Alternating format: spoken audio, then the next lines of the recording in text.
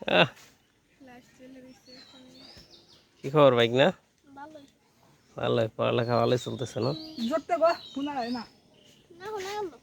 তাই নি, তুমি গেলো আরে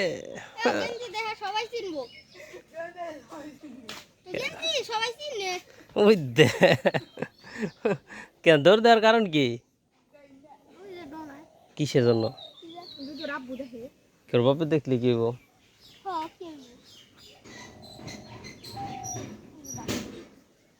সব ভাঙ্গি চুরে ফেলতেছে নি?